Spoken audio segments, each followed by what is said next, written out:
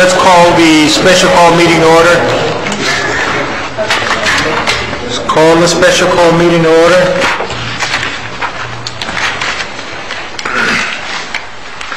Present, we have Councilman Hodges present, Vice Mayor Losman, Councilman Porter.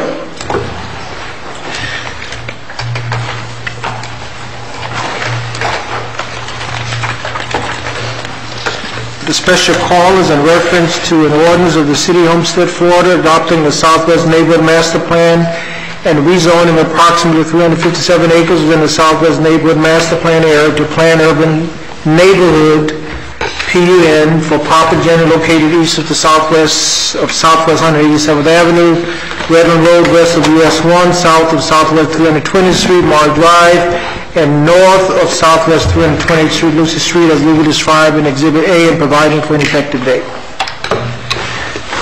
Mr. Mayor, members of the Council, this is the quasi-judicial portion of your agenda. Please be advised the following items on the agenda are quasi-judicial in nature. If you wish to comment upon any of these items, please indicate the item number you would like to address when the announcement regarding the quasi-judicial item is made. An opportunity for persons to speak on each item will be made available after the applicant and staff have made their presentations on each item. Swearing in. All testimony, including public testimony and evidence, will be made under oath or affirmation. Additionally, each person who gives testimony may be subject to cross-examination. If you do not wish to be either cross-examined or sworn, your testimony will be given its due weight.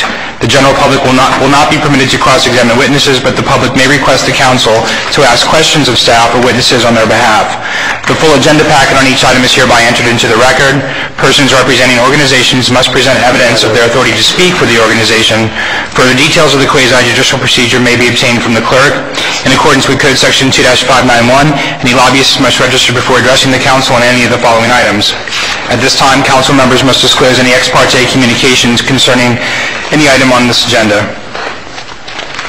Hearing none at this time, the clerk will swear in any persons who wish to testify on the quasi-judicial item before you. Please stand and raise your right hand. I state your name. Hereby swear or affirm the information I present shall be the truth and nothing but the truth. So help me God. Thank you.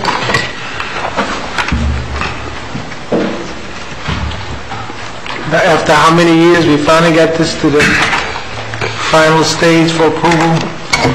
Yes. Yes. How many years was it? What's it, 5 years, Jeff? I think at least. At least 5 years. Is there a motion, or is there a formal, is a presentation this, or could we move it forward, or how you want to deal with this? We had provided a full presentation when we took this to the HERO board on March 15th. There have been a couple of minor changes based on the board's request, and one particular change that has been brought to our attention by the attorneys. It seems that if we're going to do an affordable housing piece to the master plan, then we have to do a statistical study that determines that we do in fact have an affordable and workforce housing problem, and what the extent of that problem is, what it will take to rectify it, and what each developer who's doing housing in the Southwest or the city has to do to meet affordable housing requirements. Because of that, we have removed from the master plan the 15% affordable housing component, but we're working right now to complete a RFP for a consultant to do that affordable housing study for us, moving toward adopting affordable housing ordinance for the city, which the plan references will become active in the plan when adopted, so we won't have to come back and adopt it into the plan at some point in time in the future. So that's where we are on that. That was something we had hoped to be able to get into the plan, but we've just not been able to get it. So that's the big change. Mayor, can I ask a question? Mr. Porter? There's, over the last 4 or 5 years, the terminology that you attach to what we call affordable housing, subsidized housing, workforce housing, all these scenarios of what is workforce housing, what is subsidized housing, what is Section 8 housing, what is affordable housing. Is there any clarification, because workforce housing could be a $250,000, $260,000, $270,000 condo. I'm just confused. I don't know what the terminology, I'm not sure about the terminology, because workforce, affordable, subsidized, you know where I'm going? Yes, sir, and the answer is all of the above. Workforce housing, affordable housing are terms of art that have been popular and have become unpopular and popular again. The best workforce or affordable housing is the same housing that anyone else has, just made affordable through subsidies and support, rather than housing that is built at a lesser quality or a lesser standard than comparable size housing somewhere else in town.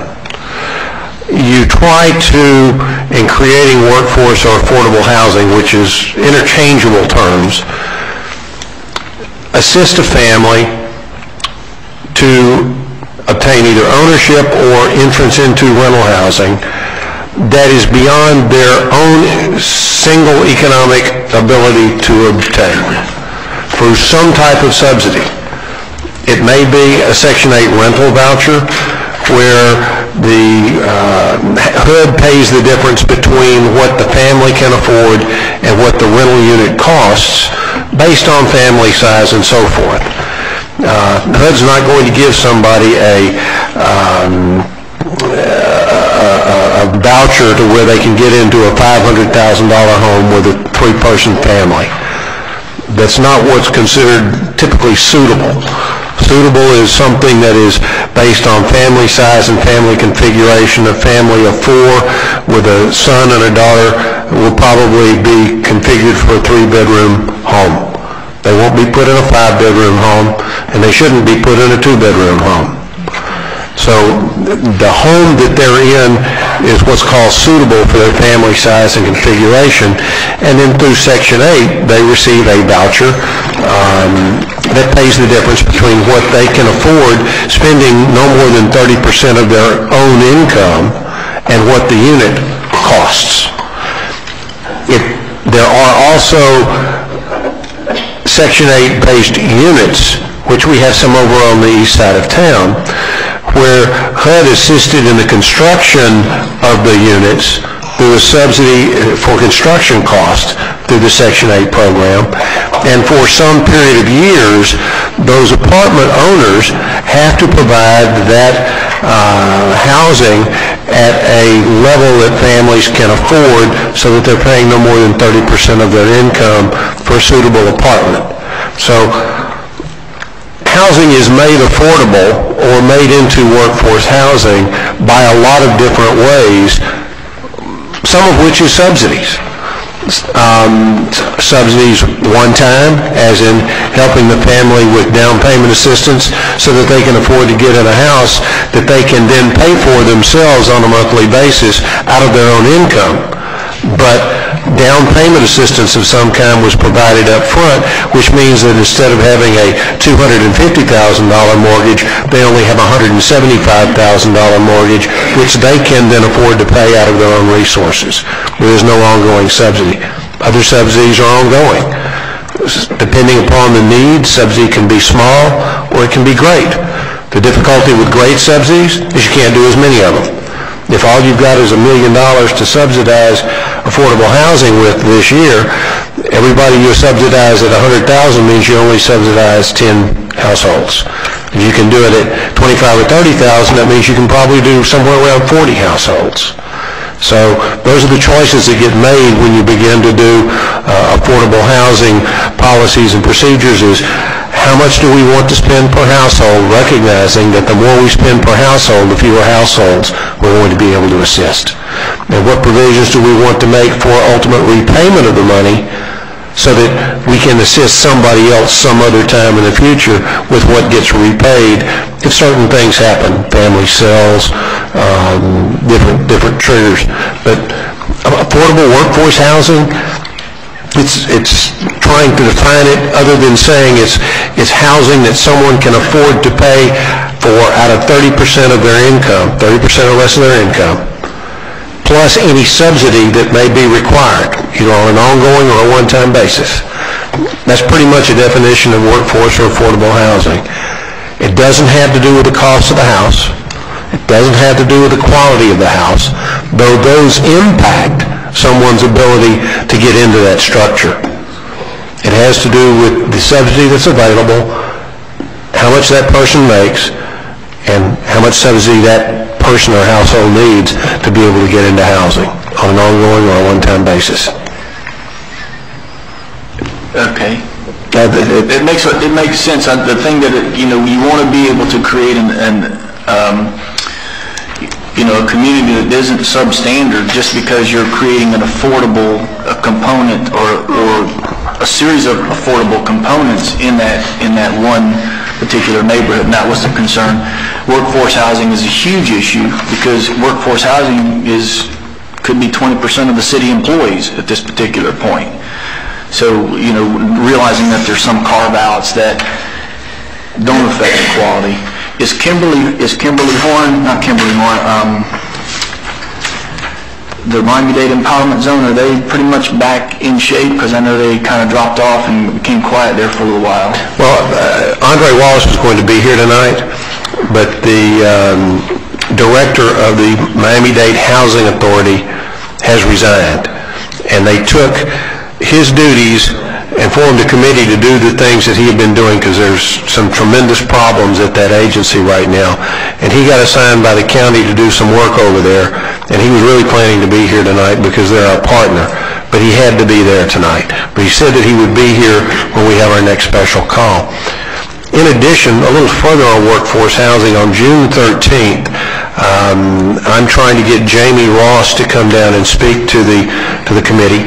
She is the executive director of the Florida Housing Coalition and is an expert on housing land trusts.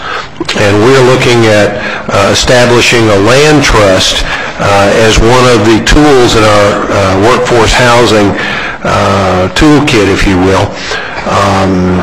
We want to take some of the properties that we have where it's appropriate, and instead of converting them to home ownership with no requirements on them, we want to develop a land trust so that we will be able to be in the affordable housing, workforce housing arena for years to come by removing the cost of the land from the equation of the property. I'm not going to steal any of her thunder. She's very good at it, very good explaining it. So I would like to avoid going into a long explanation of what a land trust is and how it operates, if you don't mind, and save that for the 13th when she comes down. And then if the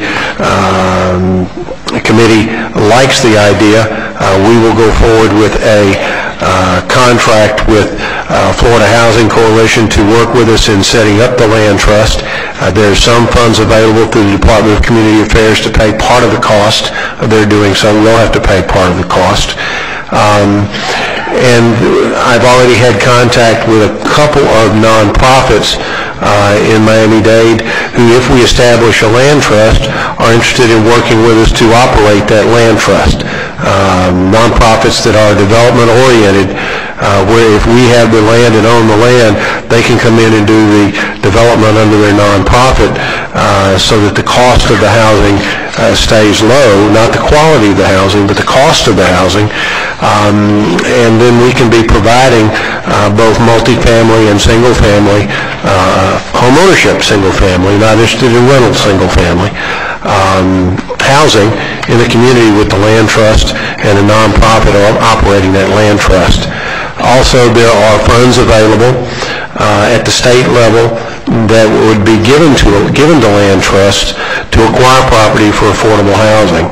And if we get our land trust set up and get our program operated next year, we'll be eligible to apply for some of those funds so that you can buy additional land in addition to what you may be accumulating already. We will not start off as a landless land trust as many of them have. If the committee and the council wishes to see a land trust set up after the presentation by Ms. Ross on the 13th. Thank you. Thank you, Mayor. Thank you, Mr. Porter. Any other questions? Mayor. Mr. Vice Mayor? Thank you. Rick, attached to the background package is, I guess, a list of all of the property owners in the area affected by the implementation of this plan. Does this indicate that these people have been given direct notice of the final adoption? Yes. Right, okay.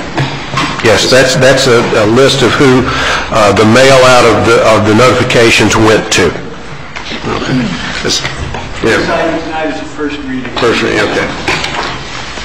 You know, I find myself in the position I was in a couple of years ago when we first started looking at this incarnation of the plan, is that while I am uncomfortable with some of the provisions, those who are directly and immediately affected, even after we went to the expense of giving them the direct notice, are not here. And I just want to quickly outline some of my concerns, is that as I understand it, let's say I am a property owner and either I or a tenant of mine are engaged in what is today a lawful activity on that property. And then by the adoption of this plan, that activity, so long as I as the owner am still doing it or conceivably as my tenant is still undertaking that activity, is permitted.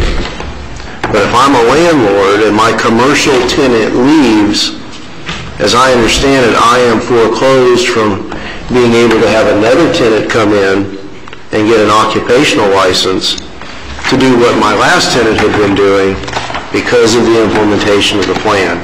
Is that accurate? That is correct. That would be then what's considered continuing a non-compliant use, which is forbidden not only by city code but by state statute.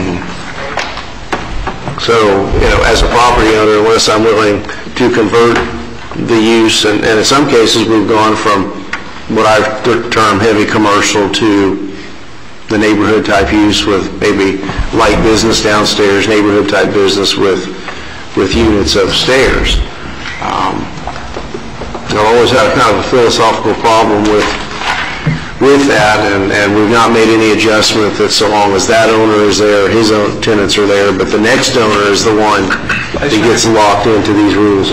Just to add to that, it'd be my understanding that, for example, if someone had, let's say, if you assume that a jewelry store was allowed today and not allowed when the ordinance is finally adopted, normally the fact that the tenant may sell to another jeweler and come in there, that doesn't affect the lawful non-conforming status. That will continue as tenants come and go as long as there's not a period of non-use longer than the ordinance allows, which I believe is going to be amended to mirror what's in the existing code, a 90-day provision. As long as there's no non-use for a 90-day period, then you wouldn't lose your lawful non-conforming status. So if I'm a landlord and one jewelry store leaves and another one comes in within 90 days, we're okay? It should be fine, that's correct. Right. If you didn't want to have a jewelry store there but wanted a clothing store, or if it was an auto repair shop and you wanted to turn it into a Well, whatever I could have done today and not tomorrow, for example, as long as there's not a 90-day gap, I'm okay as an owner.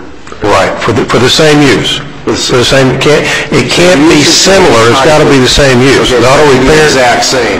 right, an auto repair shop can't become a auto parts sales store.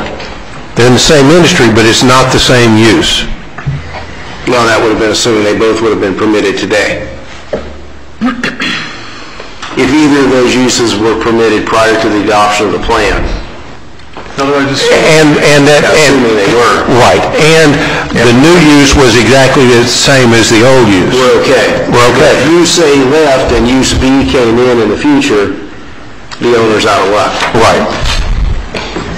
And that's immediate. There's no, I mean, it's going to take a while for this plan, for the market to pick up on this plan and start building toward the build out of this plan, if you will. So there's no year, 2 year, 3 years, anything like that that would cushion that change, I think, because I think really that some of the owners that were here objecting to some of these very things have realized that so long as they are the users or their tenants are there, they're pretty much okay, because their property is very likely more valuable for the new use, for that business downstairs, residential upstairs.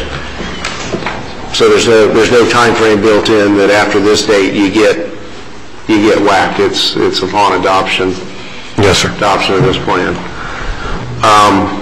And I know early on that some of the densities and some of the overlays are referred to as up to 20. And I think early on the rationale was that private investors were not going to come in and spend the kind of money necessary probably to acquire these properties without that density.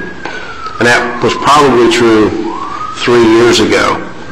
But in looking, have we looked at sales that have occurred in the last couple of years based on today's uses and taking a second look at that at all to see if that still holds true? Because there's just been, I know firsthand, some outrageous prices paid for properties as they are zoned and master planned today that would seem to indicate that there's a confidence in that area of our community. I must tell you, I'm even more convinced than I was 2 years ago. I've had several developers come in to see me whose properties had not gone vacant, but were looking at doing some upgrades to them so that they could basically keep the same unit size and the things that they had. And I've tried to convince them that while they were doing this, they needed to look at upgrading their properties, going to the new minimal apartment size, upgrading to the Key West style and this, that, and the other, and that they would then be able to go up to 20 units per acre, though right now they may have only had 10 or 12 units to the acre. They were very small units because they had a very small property. And they looked at it, put the pencil to it, and to a man they came back and said, at 20 units an acre, I'll make less money renting it out and redoing it than I will redoing what I've got, keeping the units that I've got, and renting that out.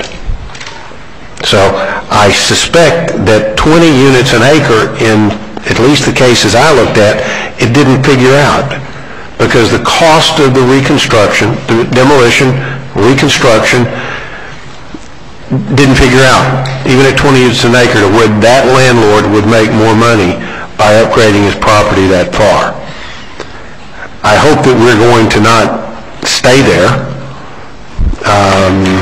but I suspect that if we had somebody like the owner of the Birches walk in the door and say, I'm willing to upgrade my property, but here's the numbers, and here's what it's going to take for me to tear down what's there and rebuild an equal number of units, I can't do it. I've got to be able to build more units than I've got at the same site, and that's going to be 25, 28, 30 units an acre for me to just break even, to give you 1,100 square feet, 2-bedroom apartments, 1,250 square feet, 3-bedroom apartments, adequate parking, upgraded facilities, looks nice, has the Southwest style. That's what I'll have to do that. And that's when we're going to have tough decisions to make. But at this point, we don't have any designations that exceed 20 per acre. Is that? No. But I guess I'll direct this to David as well. He wants to jump in. Do we still have site plan review in the future? Oh, absolutely. Anything that's above those prescribed levels in the plan has to go through the whole process, go through P&Z, come to the council. I mean, there is no administrative approval level to get somebody 30 units an acre and a 20. I'm talking about if somebody wanted to tear down and build back at 20, that's as a matter of right. That's as a matter of right. Or he can build back the same number of units. Well, right now, as an example. In accord with the architecture. Yeah. If he's got 30 units that are 500 square feet each, at however many units an acre that is, and he's willing to tear that down, he can rebuild that same number of units at the minimal city standards, 1,150 square feet or 1,250 square feet, adequate parking and all of those things, without regard to the units per acre, because he's only replacing the units that he had. He's not increasing the density. Mayor. Thank you, Ray. Thank you, Ms. Vice Mayor. Ms. Bill? Thank you. In taking a look at this master plan, I did also have some concerns, and when taking a look at it as a whole, and I do realize it's first reading, but I am comforted with the fact that everything does come back for site plan review. I took a look at the 5-story, and I know that has to come back, and I didn't even like the way the 4-story looked, quite frankly. Up to 3-story, I thought it looked very, very nice. After 3 stories, I didn't like it. Another concern was, when you and I talked about this about a year and a half ago, and I know you've spoken with the developers, I haven't. I am not convinced that after going to the Design Institute, after working through plans, after speaking with the planners, after speaking with the developer of Baldwin Park, all over and over again, the land that these units sit on are increasingly becoming far more valuable than the buildings that sit on the land. That is evidenced by the values of the dilapidated duplexes that are going, a set of duplexes for over $400,000 that look horrible. So I have a hard time buying what you've been told or sold, and I don't doubt that that's what they told, and I don't doubt you a bit or doubt your word. I personally have a hard time buying that. I don't think that you need to incentivize in the way you think you do, and when I brought that up, I was pretty much confirmed and affirmed that no, you don't, especially in Florida, with the land values in Florida. Not even taking into account what's happening in the city of Homestead, the land values in Homestead. I'm not convinced that they cannot take down and build back and make a huge profit. I don't think it stands to reason that if you have a 500 square foot apartment and you're making whatever, $500 a month, and then you replace it with 1,150 or 1,200 square foot apartment, and now you make $900 to $1,000 a month. I'm not convinced that that does not offset what it would be, because that's per unit. I think that we need to really take a good look at that, because I know how they can cry poor mouth, and I can't do it, and I can't make it, you got to give me more, you got to give me more, and that's the mantra. And I think we need to be very, very cautious and very careful that we don't buy into super high density because they have to get the super high density in order to give us what we want in our master plan. That's where I think we need to be cautioned, and that's where I'm going to be watching, because I am not going to buy 28 units to the acre or plus in order for these guys to break even. I don't buy it. I do not buy it. So I just want to let you know that. And I do believe, like I said, I believe that what you're telling me is exactly what you've been told, no doubt, but I'm not buying it. So you know that. I understand. The places where I would even come to you with something like that would be where it made great sense, or where we were working with a nonprofit developer who was looking to develop workforce housing in condos, and one of the ways to make them more affordable is to create more density on the same ground. And I'm not talking 40 or 50 units an acre, but you may go from 20 to 22 or 23 to help make something more affordable from a workforce housing standpoint. That's why I'm more interested in increasing density, not looking at the super density. And this will come back before us, and we'll take them on a case-by-case basis. Absolutely. So we can beat them up when they come before us, go ahead and go with the master plan, and then take these, with each particular site plan approval, and then we can beat it up whichever way, pro or con, and go for it. But I just wanted to be on record with my concerns with the incentivizing. I do not think we need to incentivize the way we think we need to incentivize. And I agree with you pretty much on market rate. But where we're going to be doing workforce housing, we've got to find ways to bring those unit costs down. And one of the ways is density. Other ways is land subsidies. Other ways is infusion of capital. And you need to be able to at least discuss those possibilities with those nonprofit developers, particularly when you're dealing with home ownership affordable housing, not rental affordable housing, but home ownership.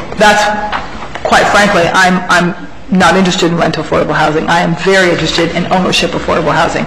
The city is full of rental affordable housing. We need home ownership. If you're going to talk home ownership, we can talk. But I still think we need to be very cautious and not to take everything that we're spoon-fed, if you will, as gospel. I'd like to maybe break some of those numbers up myself, because I think that they can do a lot more than they say they can. And these developers may have been able to. Since I could not enforce anything, I was simply jawboning. Trying to challenge their numbers was a waste of time, because even if I won, I still couldn't win. Sure. I understand. I just wanted to let you know how I felt on that. Thank you. Any other comments? Is there a motion? Move it, Mayor. Moved by Councilman Porter, is there a second? Second, Mayor. Second by Councilman Hodge. Any further discussion? This is a public hearing, David? Yes. This is a public hearing. Any comments from the audience? Any comments from the audience? If not, I'll close the public hearing. Any final comments from council? Roll call, Madam Clerk. Yes. Vice Mayor Losman? No. Councilwoman Bell? Yes. Councilman Hodge? Yes. Councilman Porter? Yes. Councilwoman Waldman? Mayor Warren? Yes. Motion carries. Item number 4, we're now under the legislative matters section of your agenda. It's an ordinance of the City of Homestead, Florida, amending the City Code of Ordinances by amending Chapter 30 zoning, Article 3 district regulations by establishing Division 23 Planned Urban Neighborhood District, providing for severability, providing for inclusion in the code, providing for conflicts, and providing for an effective date. I'll move it, Mayor. Moved by Councilwoman Bell, is there a second? Second, Mayor. Second by Councilman Hodge. Any comments from council? I do have one question, Mayor. Mr. Hodge? Well, it's more of a statement. I do appreciate council and their support on this item, and we want to, sorry, I'm trying to get my throat clear here. We would like to, I know Rick and I had discussed this once before, and we've gotten this in some of our charrettes as well, and more so, I think Mr. Brown had expressed his interest on this particular issue, and I wanted to bring it forward tonight and ask, I guess, for permission and sort of sense from the council to be able to implement. And the issue was Mr. Brown had brought to Rick about naming some of the streets in the Southwest Master Plan after some of the historic blacks that grew up in the area that made a high impact on the area. And I wanted to see if we can go ahead and implement that tonight. I would like to first make the recommendation of the street that he lived on in honor of him, 11th Avenue between Lucy and Southwest 4th Street. I think it was Southwest 11th Avenue that he lived on. I would like to first have that be the first street to be named and hand over the rest of the master plan, make it a responsibility of the Human Relations Board.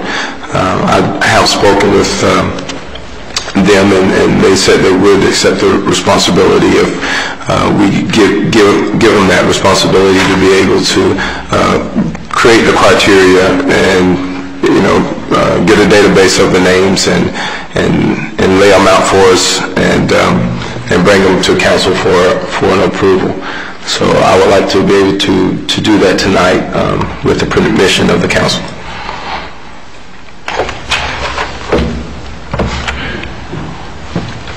Any comments? Mayor. Mr. Weissman?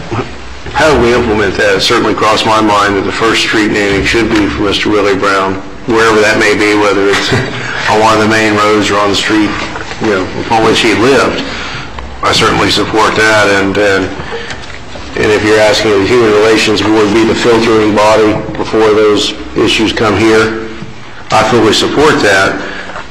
How do we, David, implement that tonight? That would normally be done by a resolution, so it could really be regarded as separate from this item, because this item actually creates the zoning district provision, so it could be, just a corollary to that. By consensus, at a future meeting, a resolution could be processed for Mr. Brown, and then further street naming could be sent for recommendations to the Human Relations Board.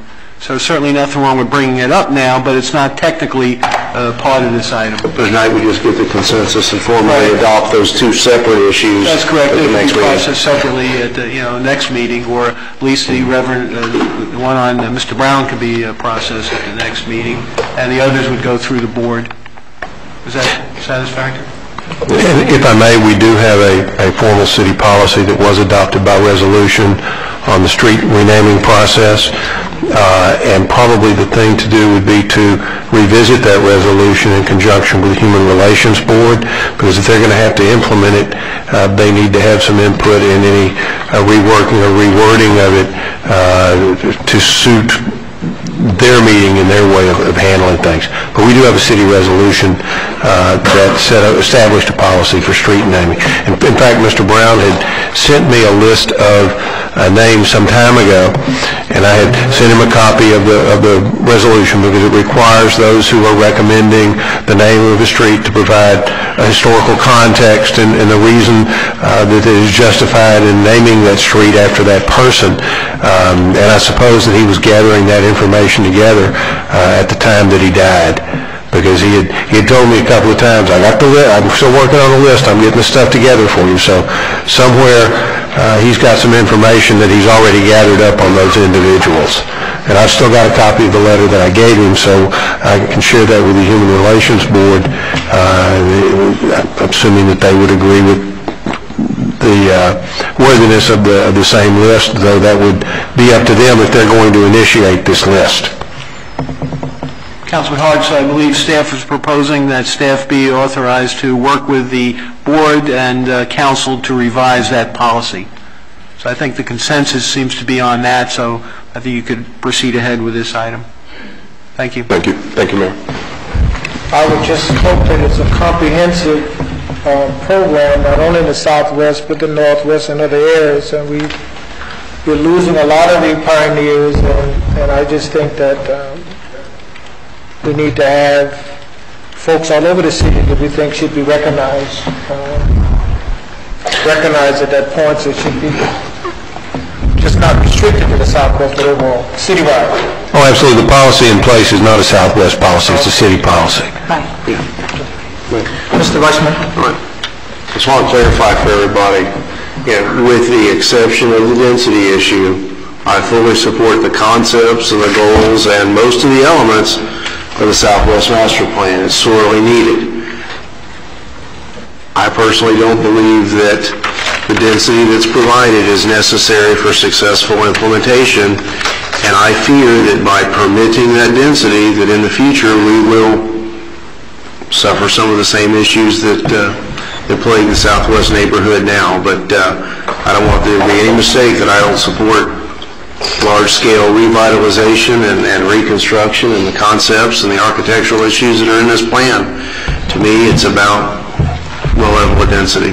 Thank you, Mayor. Thank you, Mr. Vice Mayor. Well, this is a public hearing. Any comments from the audience? Any comments from the audience? If not, I'll close the public hearing. Any final comments from council? Yes, sir. Mr. Mayor, members of the council, if I just want a point of clarification, please. The way that the ordinance is drafted right now includes the non-conforming provision for structures and uses, that it be extended. Everything remains the same. It follows our code, except in the current code it's 90 days, and this would allow 1 year. So as the ordinance is drafted right now, it's a 1-year provision. If you want to change that to 90 days, now's the time to do that in this section. Or you leave it at 1 year, it stays at 1 year. Right. I would say we leave it as it is. Correct. I just wanted to point that out to you all. Let me ask you, Mr. Porter? a question. If everybody's geared up for 90 days to track everything in 90 days, is it going to be more of a problem to track it 90 days or a year? Is there a tracking problem? Because I know the intent of the master plan was really to try to accelerate the redevelopment and the revitalization of the Southwest community, because it's kind of sat somewhat stagnant over time. So would it be a better benefit to force those units that are sitting there somewhat abandoned to follow into a 90-day period than rather than maybe sit there for a 1-year period as a thought? We are in the process of establishing policies to deal with the 90-day issue throughout the city. We've had a number of inter-staff meetings between departments and are working up some policies and procedures to deal with those very issues. And if you're asking, do I think it's going to be more difficult keeping things straight when in some places you have a 1-year period and in some places the rest of the town you have a 90-day period? Yes, I do. I was an early proponent of the 1 year, simply because so many properties have sat so vacant for so long and have, when they go vacant, stay vacant longer.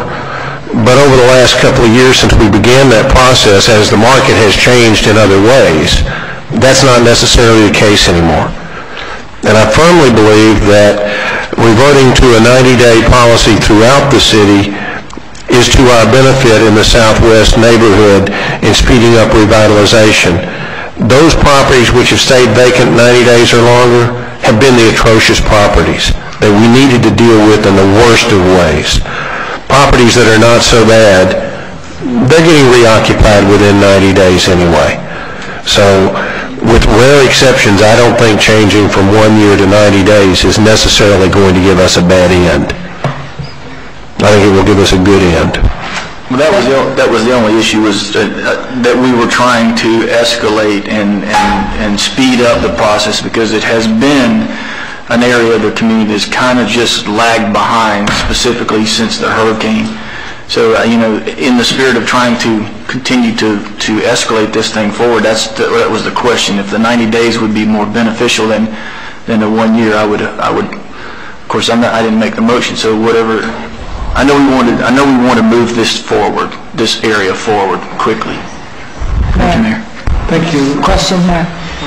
To move it. Yeah, as what's in the ordinance. Ms. Bell? Thank you. Well, when we were talking about 90 days as opposed to 1 year, we're just specifically referring to the non-conforming use. I mean, we're not talking about abandoned properties here. We're talking about a non-conforming use where something has been, as we said the case before, a jewelry store, and then it's not the jewelry store for 90 days, or for 1 year, so then it can't be a jewelry store again.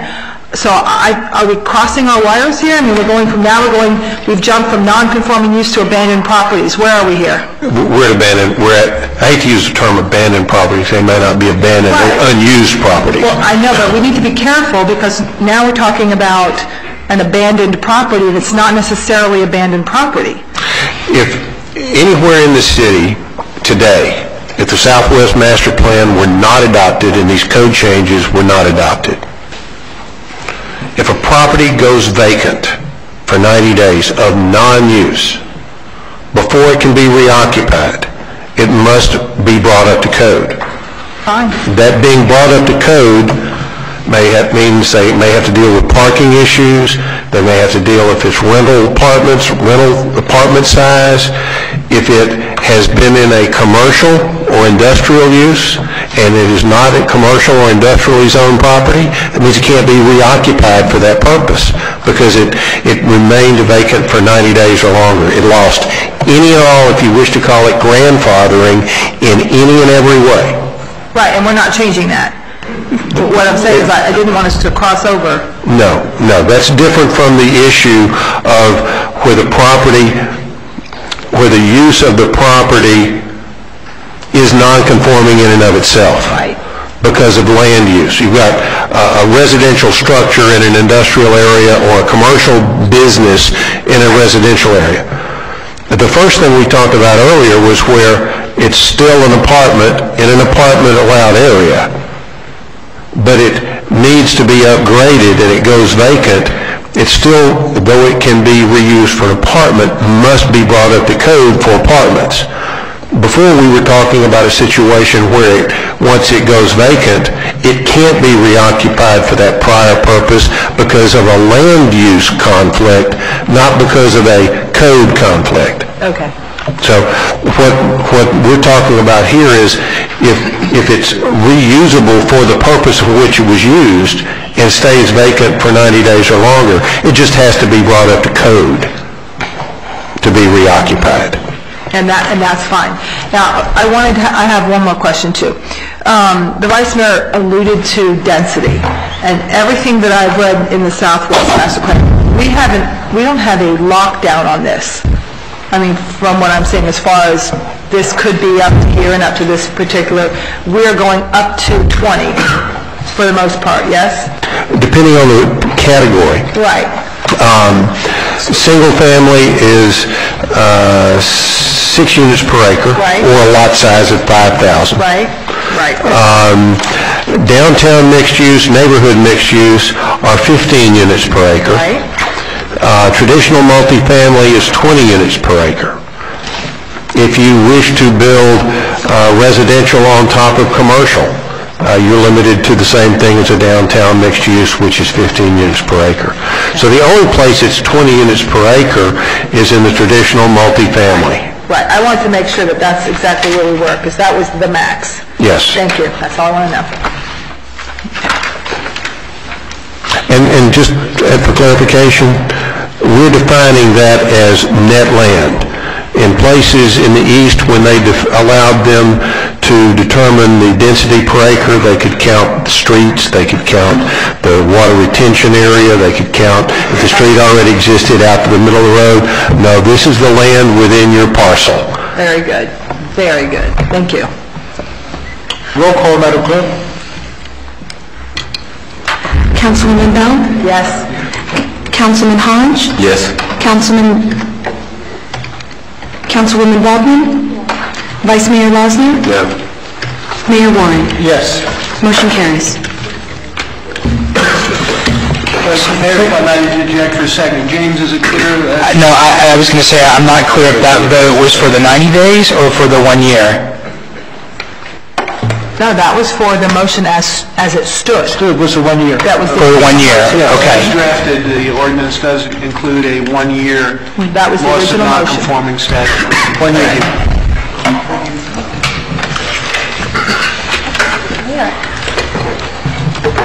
I thought that was for 90 days. There was no motion on the floor for 90 days. The only motion that was on the floor was the original motion that was presented before us.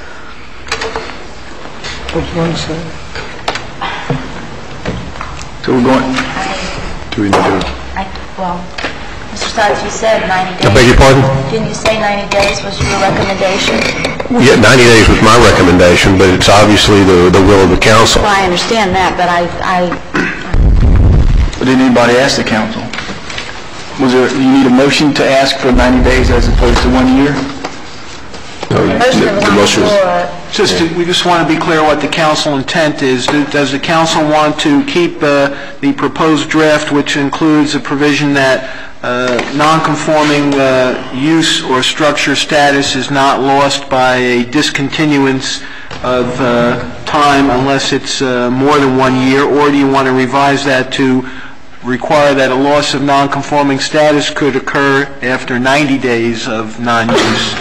I thought it was 90 days, so that's what I thought I was voting on. Let's get clarification, and let's have clarification. Could you, Madam Clerk, state that, and we have a vote on it, 90 days versus 1 year? Yes, the motion was for the 1 year, as the ordinance was in the Apparently there's we need some clarity on it. Could you, what's the wish of the council, 90 days or 1 year? Councilwoman Bell, 90 days or 1 year? 1 year. 1 year. Mr. Hodge? I'm okay with 90 days. 90 days, Mr. Vice Mayor? Let me ask the attorney a question. I'll give you an example, because I think maybe this will swing it one way or the other. Okay. Let's say you have an empty apartment building today, and today we're final adoption. And that apartment building could sit there for 364 days and reopen without architectural embellishment to comply with the plan. versus if it sat there empty and uninhabitable for 91 days in order to open up for business. As currently configured, you'd have to have the architectural embellishments. Yes, including parking or changing apartment sizes or whatever it took to bring it up to current code. Well, in light of the fact that we have so many vacant buildings, and I'm not addressing the non-conforming of the shifting uses where somebody's actively doing something, I would support the 90 days with a view to so many of the buildings that have been vacant for 14 years that they're not going to come up to speed in 90 days, and that's the best way to kickstart the master plan, at least architecturally, is to adopt the 90-day provision. Thank you, Ms. Vice Mayor. Ms. Waldman? 90 days. Mr. Porter? 90 days, Mayor. Mayor, go with 90 days. I have a question. Yes. You stated, either I'm losing my mind, this is very possible. He did say it backwards. Pardon? He did say it backwards. Pretty good, I think. Okay. Then ask me again and we try to state it again. I very possibly could be losing my mind after these last few meetings in this council chamber. It's very possible. But you stated that after 90 days, they would have to come up to everything current with code anyway. So what are you missing? What Rick was stating at that time was assuming that the amended change to 90 days was recommended. I believe that's what his... If we do not adopt the plan with the one-year provision in it, because the plan currently calls for that to be 1 year. Okay, you didn't say that last time. You said if we, that's why, okay. If there was no master plan, it would be 90 days in the Southwest. Going 90 days? It's fine. It's unanimous, 90 days. It's fine.